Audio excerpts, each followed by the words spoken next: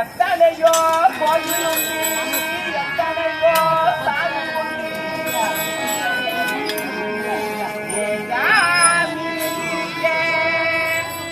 கோவில் தேடி போனதில்லை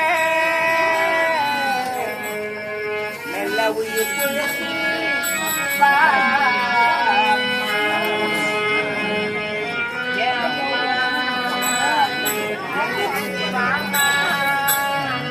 மனசு பதுதம்மா செல்லம்மா செல்லம்மா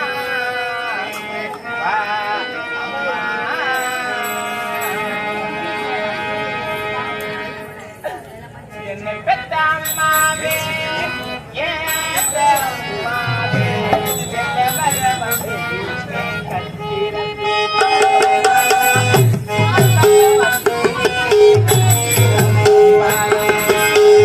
என்ன பெத்த அம்மாவே ஏ ஆசை அம்மாவே செல்ல மக வந்திருக்கே கண் வீழ்ச்சி பாரம்மா சின்ன மக வந்திருக்கே வாய் தீர்ந்து பேசம்மா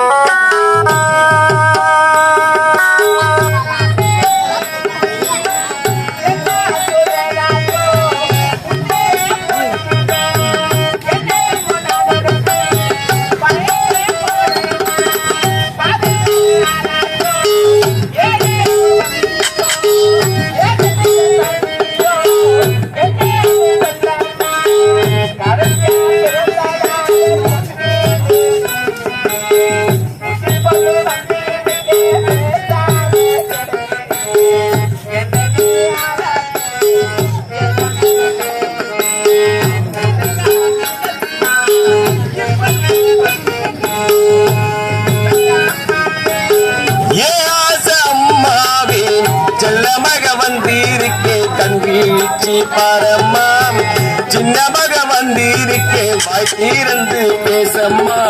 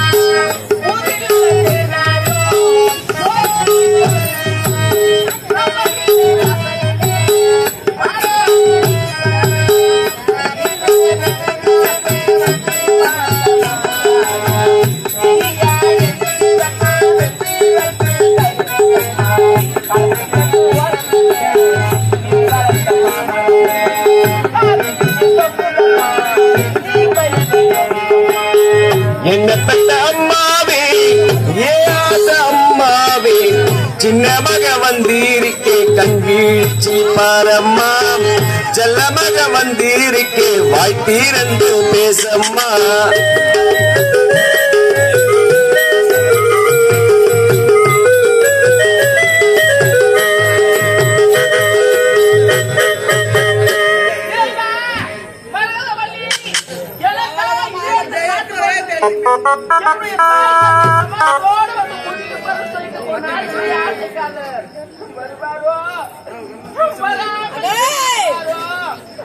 ஒன்றுமே புரியவில்லையே.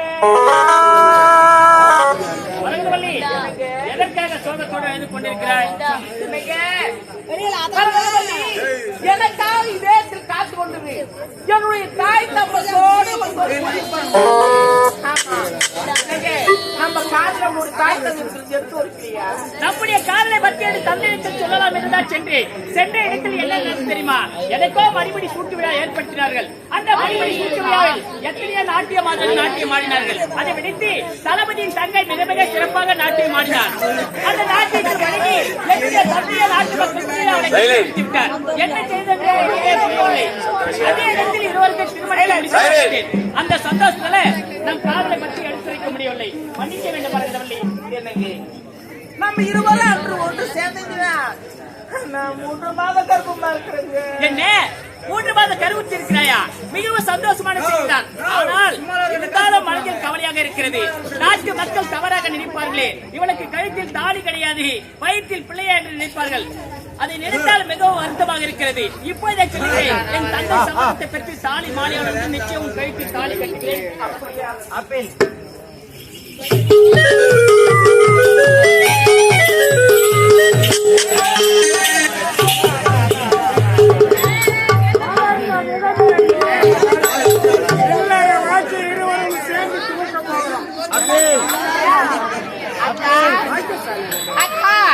நமக்கு திருமணம் நடந்து இன்றுதான் முதலறிவு. அக்கா என்னங்க நான் கஷ்டக்கிளி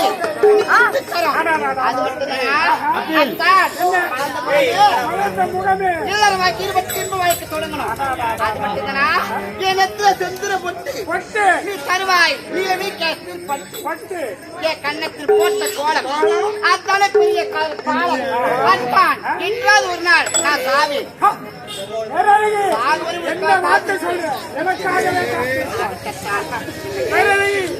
எதற்காக உன்னை திருமணம் செய்தேன்? எதற்காக?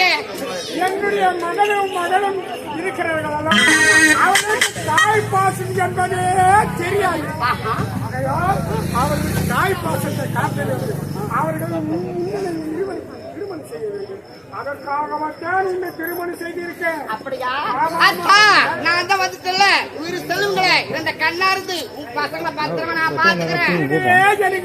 நான் தான் வந்துட்டல பயப்படுறீங்க இல்லை. பாத்துங்க பசங்களா.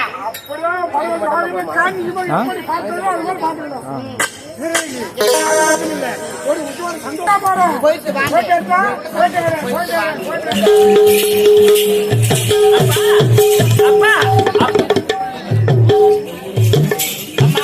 தமிழ்ச்செல்வா, என்னப்பா உங்க அப்பா தேடி நான் இருக்க அந்த படத்துக்கு வந்துக்கிறேன். என்ன காரணம்? என்னுடைய தந்தை எங்கம்மா? தமிழ்ச்செல்வா, உன் தந்தை என்ன என்னுடைய தந்தை நாடு நகரவரை சென்றிருக்கிறார். என்னுடைய தந்தை பார்த்து ஒரு முக்கியமான விஷயம் பேசலாம் என்று ஓராடி வந்திருக்கிறேன். அம்மா என்ன உன் தந்தை பார்த்து முக்கியமான விஷயம் உங்க அப்பா பேச போறீங்க? தமிழ்ச்செல்வா, எதுவா இருந்தாலும் சொல்லி உங்க அப்பா வந்த பிறகு உங்க அப்பா எடுத்து நான் சொல்றேன். அம்மா, என் தந்தையை பார்த்து என் தந்தையத்தில் மட்டும்தான் முக்கியமான விஷயத்தை சொல்லுவேனே தவிர அவசியம் கிடையாது.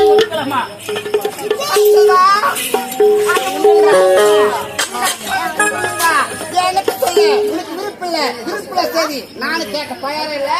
அதை பழக்கம் தமிழ்ச்செல்வா, நான் உன்னிடத்து வந்து கேட்க போறேன். இல்லைன்னு மறுத்து பேசவே கூடாது. என் இடத்துல என்னமா கேட்க போற? நீ எதை கேட்டாலும் தாராளமாக நிச்சயமா நான் தெரிவிக்கிறேன், கேளுங்கள். ஆமா தமிழ்ச்செல்வா, நான் கேட்ட பிறகு முடியாது செய்ய சொல்லவே கூடாது. நிச்சயம் நான் முடியாது என்று உரைக்கவே மாட்டேன். கேளுங்களம்மா. கேட்கலாம். தமிழ்ச்செல்வா, உன்னை எப்போது நான் நாட்டு மாடும் போது உன்னை பார்த்தேனோ அப்போது என் மனசை நான் உன்னை பறிவிட்டேன். என்ன வார்த்தை உரைக்கின்றீர்கள் தாயே? உன்னை போன்ற பெண்கள் அல்லவா பார்த்துக் கொண்டிருக்கிறார்கள். அம்மா, கேவலமாக நினைப்பார்களே, ஒரு மகனை பார்த்து கேட்கும் கேள்வியா இது?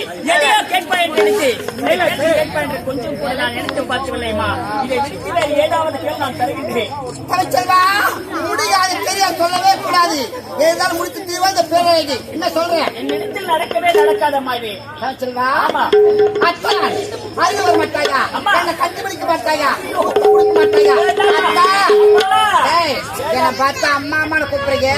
நமக்கு தாயா எனக்கு மகனா போட பைத்துக்காரா உன்னை 10 மாசம் நானா சுமத்து பெற்றேன்.